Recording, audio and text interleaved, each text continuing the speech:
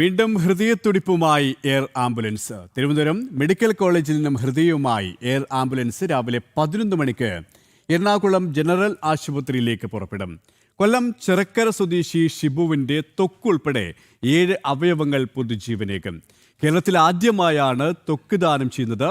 ഇരുവൃക്കകളും, കരൾ, നേത്രപടലങ്ങൾ എന്നിവയും ദാനം ചെയ്യും. ഇവരുമായി ദിഷ്ണ ചേരിയാണ് തിരുവനന്തപുരത്ത് നിന്നും. ദിഷ്ണ, അവയവങ്ങളുമായുള്ള ഒരു യാത്ര, പ്രതീക്ഷ നിർഭരമായ ഒരു യാത്ര, എല്ലാ തയ്യാറെടുപ്പുകളും പൂർത്തിയായി കഴിഞ്ഞു.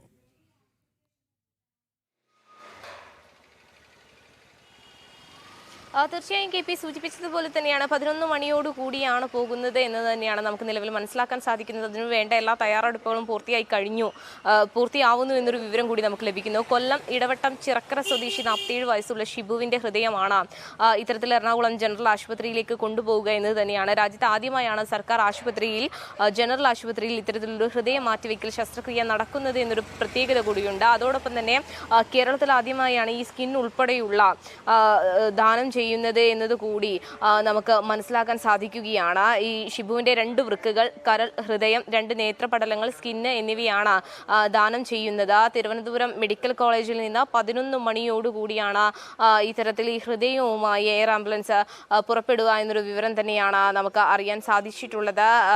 ഈ മരണം സംഭവിക്കുന്നത് വാഹന അപകടവുമായി ബന്ധപ്പെട്ടാണ് ഇത്തരത്തിൽ മരണം സംഭവിച്ചിട്ടുള്ളത് എന്നതുകൂടിയാണ് നമുക്ക് അറിയാൻ കഴിഞ്ഞിട്ടുള്ളത്. എന്തായാലും 11 മണിയോടുകൂടി ഏറെ പ്രതീക്ഷയോടുകൂടി ഇത്തരത്തിലൊരു യാത്ര പുറപ്പെടുമെന്ന് തന്നെയാണ് നമുക്ക് അറിയാൻ സാധിക്കുന്നത്. കെ പി, ശരി, ജീവന്റെ തുടിപ്പുമായി പ്രതീക്ഷ നിർഭരമായ ഒരു യാത്ര. ദിഷ്ണയാണ് വിവരങ്ങൾ നൽകിയത്.